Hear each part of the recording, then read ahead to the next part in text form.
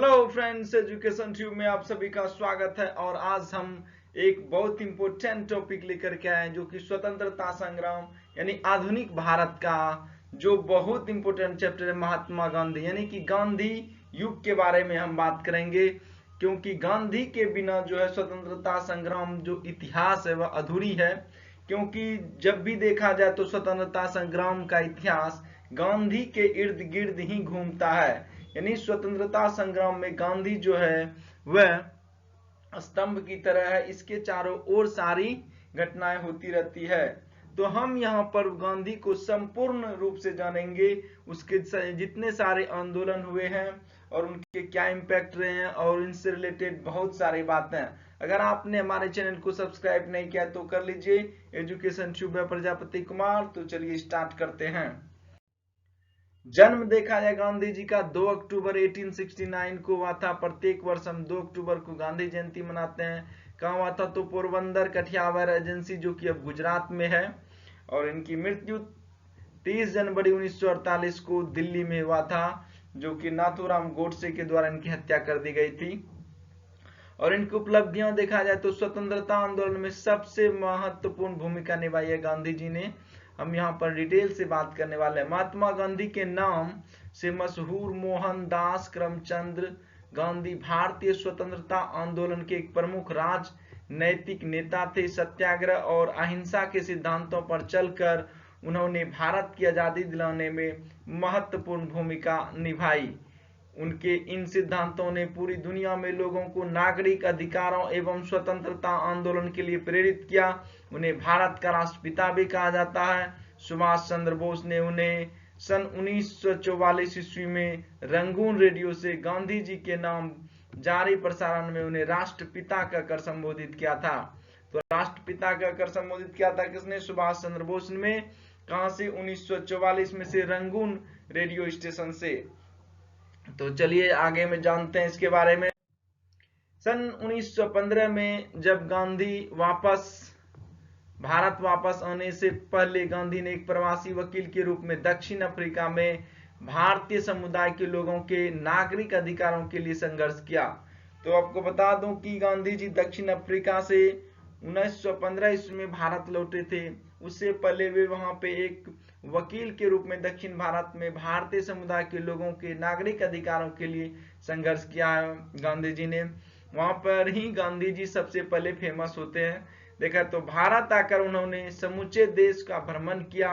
किसानों, मजदूरों और श्रमिकों को भारी भूमि कर और भेदभाव के विरुद्ध संघर्ष करने के लिए एकजुट किया। सन 1921 में उन्होंने भारतीय राष्ट्रीय कांग्रेस की बागडोर संभाली और अपने कार्यों से देश के राजनीतिक, सामाजिक और आर्थिक परिदृश्य को प्रभावित किया। उन्होंने सन 1930 में नमक सत्याग्रह और इसके बाद 1942 में भारत छोड़ो आंदोलन से खासी प्रसिद्धि प्राप्त की।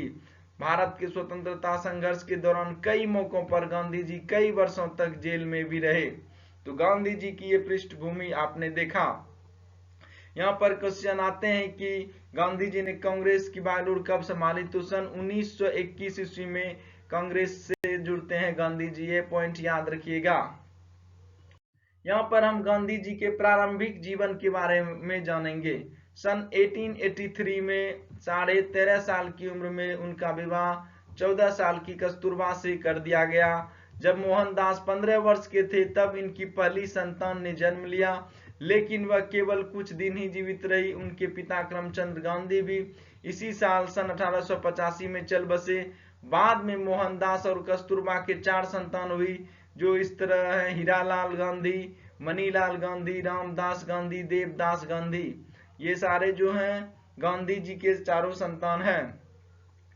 उसके बाद हम यहाँ पे जानेंगे उनकी मिडिल स्कूल की शिक्षा के बारे में। तो उनकी मिडिल स्कूल की शिक्षा पोरबंदर में हुई और हाई स्कूल की शिक्षा राजकोट में हुई। शैक्षणिक स्तर पर मोहनदास एक औसत छात्र ही रहे।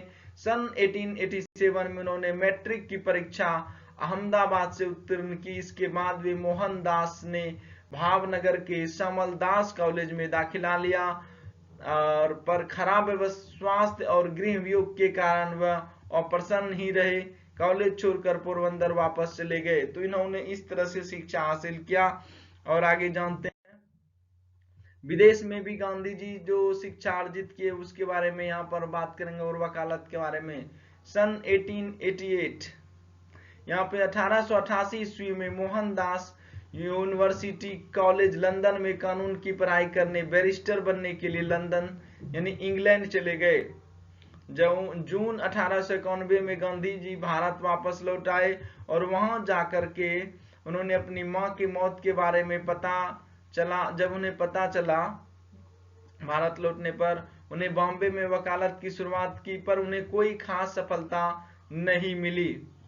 इसके बाद वे राजकोट चले गए, जहां उन्होंने जरूरतमंदों के लिए मुकदमे की अर्जियां लिखने का कार्य शुरू कर दिया, परंतु कुछ समय बाद उन्हें यह काम भी छोड़ना पड़ा। आखिरकार सन 1893 में एक भारतीय फर्म से नेटल दक्षिण अफ्रीका में 1 वर्ष के करार पर वकालत का कार्य स्वीकार कर लिया। तो अब यहाँ से गांधी जी अफ्रीका जाएंगे, तो यहाँ से एक नए गांधी की शुरुआत होगा साउथ अफ्रीका से। गांधी जी दक्षिण अफ्रीका में गए, कब से कब रहे हैं तो दिखाया, तो 1893 से 1914 ईस्वी तक रहा है। 1915 में ये लौट आते हैं। तो ये देखें, गांधी 24 साल की उम्र में दक्षिण अफ्रीका पहुंचे। वह प्रिटोरिया स्थित कुछ भारतीय व्यापारियों के न्यायिक सलाहकार के तौर पर वहां गए थे। उन्होंने अपने जीवन के 21 साल दक्षिण अफ्रीका में बिताए। तो बता सकते हैं कि जीवन का एक लंबी अवधि उन्होंने दक्षिण अफ्रीका में बिताए, जहां उनके राजनीतिक विचार और नेतृत्व कौशल का विकास हुआ। दक्षिण अफ्रीका में उनको गंभीर नस्ली भेदभाव का सामना करना पड़ा। एक बार ट्रेन में प्रथम श्रेणी की कोच की वैध टिकट होने के बाद तीसरी श्रेणी के डिब्बे में जाने से इनकार करने के कारण उन्हें ट्रेन से बाहर फेंक दिया गया। ये सारी घटनाएं उनके जीवन में महत्वपूर्ण मोड़ बन गई और मौजूदा सामाजिक और राजनीतिक अन्याय के प्रति जागरूकता का कारण बनी। तो गांधी जी को दक्षिण अफ्रीका में ट्रेन से धक्के मारकर निकाल दिया जाता है नस्ली भेदभाव के कारण। तो यहाँ पर हम जानेंगे, दक्षिण अफ्रीका में भारतीयों पर हो रहे अन्याय को देखते हुए उनके मन में ब्रिटिश साम्राज्य के अंतर्गत भारतीयों के सम्मान और स्वयं अपनी पहचानने से संबंधित प्रश्न उठने लगे। तो अब आगे गांधी जी अपनी यात्रा शुरू करेंगे। दक्षिण अफ्रीका में गांधी जी ने भारतीयों को अपने राजनैतिक और सामाजिक अधिकारों के लिए संघर्ष करने के लिए प्रेरित किया। उन्होंने भारतीयों की नागरिकता संबंधी मुद्दे को भी दक्षिण अफ्रीकी सरकार के सामने उठाया और सन 1906 के जुलू युद्ध में भारतीयों को भर्ती करने के लिए ब्रिटिश अधिकारियों की सक्रिय रूप से प्रेरित किया।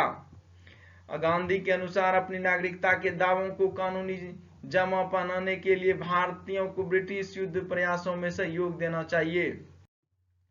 उसके बाद देखें तो भारतीय स्वतंत्रता संग्राम का संघर्ष जो है गांधी जी का सन 1916 से 1947 ईस्वी तक जो रहा है उसके बारे में हम यहाँ पर बात करेंगे। वर्ष 1915 में गांधी दक्षिण अफ्रीका से भारत वापस लौट आए।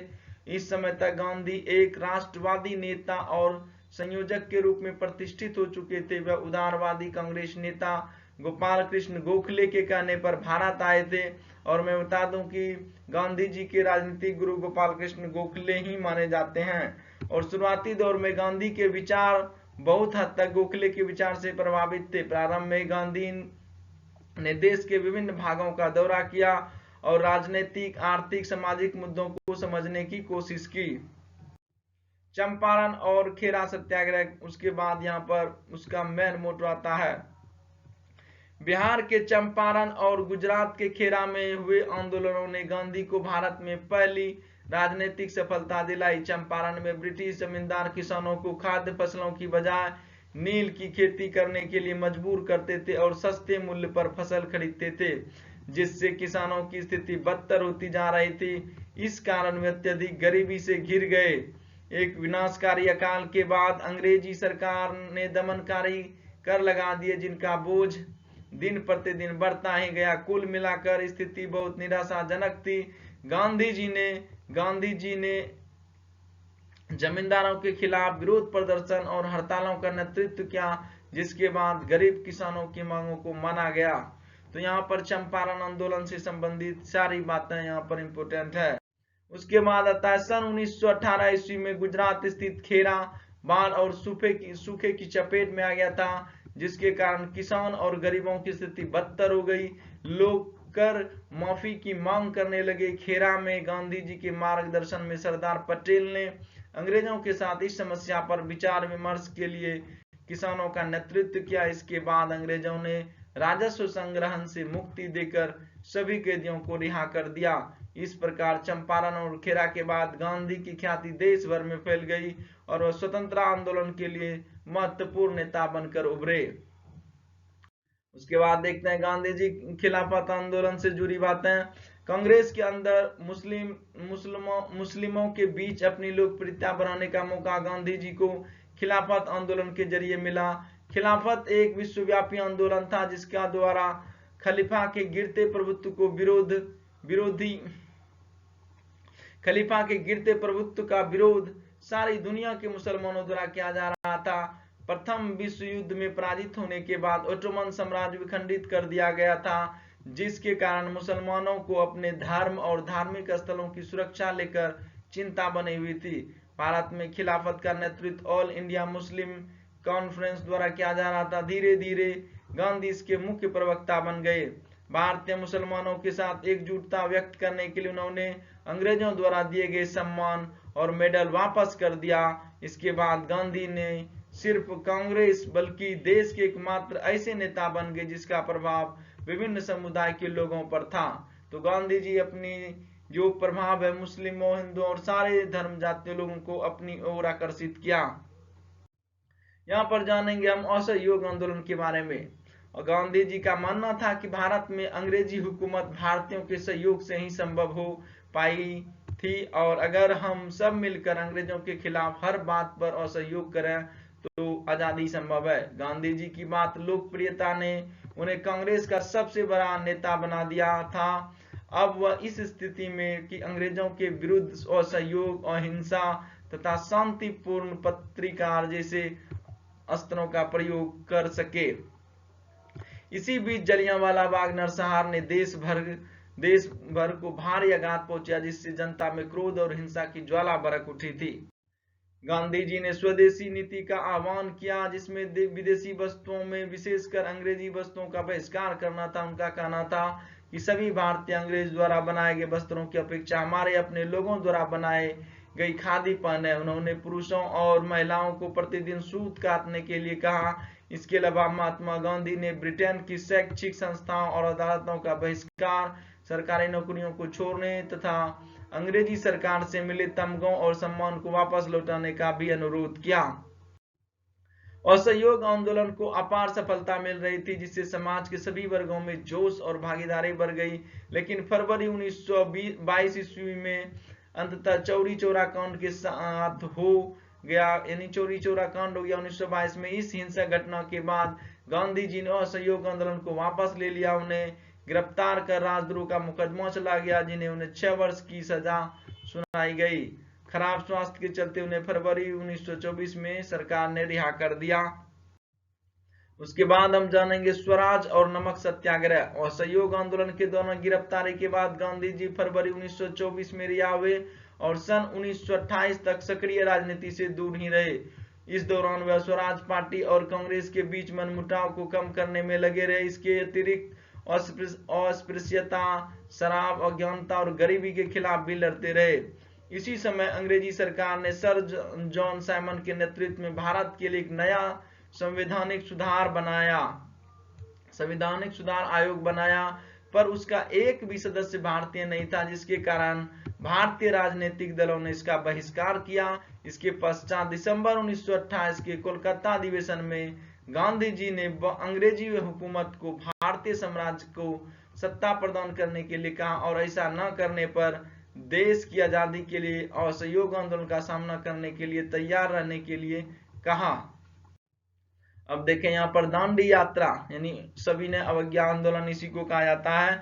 अंग्रेजों द्वारा कोई जवाब न मिलने पर 31 दिसंबर 1929 को लाहौर में भारत का झंडा फहराया गया और कांग्रेस ने 26 जनवरी 1930 का दिन भारतीय स्वतंत्रता दिवस के रूप में मनाया। इसके पश्चात गांधी जी ने सरकार द्वारा नमक पर लगाए गए कर के विरोध में नमक सत्याग्रह चलाया, जिसके अंतर्गत उन्होंने 12 मार्च से 6 अप्रैल तक अहमदाबाद से दांडी गुजरात तक लगभग 388 किलोमीटर की यात्रा की। इस यात्रा का उद्देश्य स्वयं नमक उत्पन्न करना था।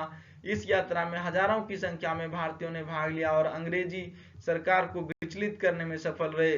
इस दौरान सरकार ने लगभग 60,000 से अधिक लोगों को गिरफ्तार कर जेल भेजा। उसके बाद आता है गांधी इरविन संधि। गांधी जी से रिलेटेड बहुत सारे इंपोर्टेंट टॉपिक है जिसको हम करते जा रहे हैं। अगर आपने हमारे चैनल को सब्सक्राइब नहीं किया तो कर दीजिए, लाइक कर दीजिए और शेयर कर दीजिए। इसके बाद लॉर्ड इरविन के प्रतिनिधित्व वाली सरकार ने गांधी जी के साथ विचार विमर्श करने का निर्णय लिया, जिसके फलस्वरूप गांधी इरविन संधि पर मार्च 1931 में हस्ताक्षर हुए। गांधी इरविन संधि के तहत ब्रिटिश सरकार ने सभी राजनीतिक कैदियों को रिहा करने के लिए सहमति दे दी। इस समझौते के परिणाम स्वरूप गांधी कांग्रेस के एकमात्र प्रतिनिधि के रूप में लंदन में आयोजित गोलमेज सम्मेलन में भाग लिया। तो गांधी जी ने द्वितीय गोलमेज सम्मेलन में भाग लिया था, याद रखिएगा। परंतु यह सम्मेलन कांग्रेस और दूसरे राष्ट्रवादियों के लिए घोर निराशाजनक रहा। इसके बाद गांधी फिर से गिरफ्तार कर लिए गए और सरकार ने राष्ट्रवादी आंदोलन को कुचलने की कोशिश की। सन 1934 ईस्वी में गांधी ने कांग्रेस की सदस्यता से इस्तीफा दे दिया। उन्हें राजनीतिक गतिविधियों के स्थान पर अब रचनात्मक कार्यक्रमों के माध्यम से सबसे निचले स्तर से राष्ट्र के निर्माण पर अपना ध्यान लगाया। उन्होंने ग्रामीण भारत को शिक्षित करने, छुआछूत के खिलाफ आंदोलन जारी रखने, कतई बुनाई और अन्य कुटीर उद्योगों को बढ़ावा देने के लिए लोगों की आवश्यकताओं के अनुकूल शिक्षा प्रणाली बनाने का काम शुरू कर दिया। सन 1933 में ही इन्होंने गांधी जी ने हरिजन नामक पत्रिका प्रकाशित करता है। और यहाँ पर हम जानेंगे हरिजन आंदोलन के बारे में। दलित नेता बी.आर. अम्बेडकर की कोशिशों के परिणाम स्वरूप अंग्रेज सरकार ने अछूतों के लिए नए संविधान के अंतर्गत पृथक निर्वाचन मंजूर कर दिया था।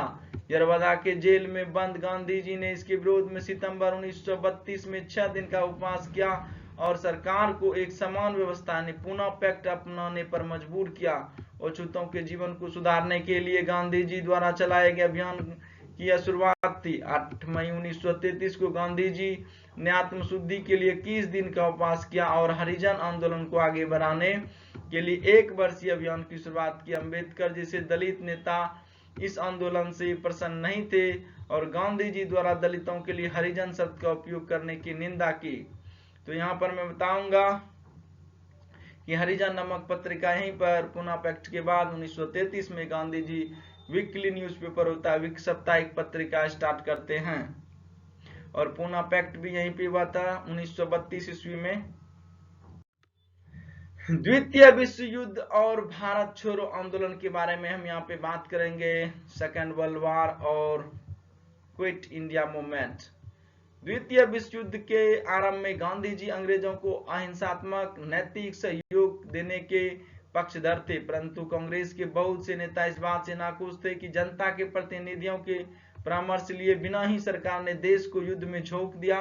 गांधी ने घोषणा की कि एक तरफ भारत को आजादी देने से इनकार किया जा रहा था और दूसरी तरफ लोकतांत्रिक शक्तियों की जीत के लिए भारत को युद्ध में शामिल किया जा रहा था। जैसे जैसे युद्ध बढ़ता गया, गांधी जी और कांग्रेस ने भारत छोड़ो आंदोलन की मांग को तीव्र कर दिया और भारत छोड़ो आंदोलन यहाँ पर पीक पे होता है। भारत छोड़ो स्वतंत्रता आंदोलन के संघर्ष का सर्वाधिक शक्तिशाली आंदोलन बनाया गया, जिसमें व्यापक हिंसा और गिरफ्तारी हुई। इस संघर्ष में हजारों की संख्या में स्वतंत्रता सेनानी या तो मारे गए या घायल हो गए और हजारों गिरफ्तार भी कर लिए गए। गांधी जी ने यह स्पष्ट कर दिया था कि ब्रिटिश युद्ध प्रयासों को समर्थन अब तक नहीं देंगे, तब तक नहीं देंगे जब तक भारत को तत्काल आजादी न दे दी जाए।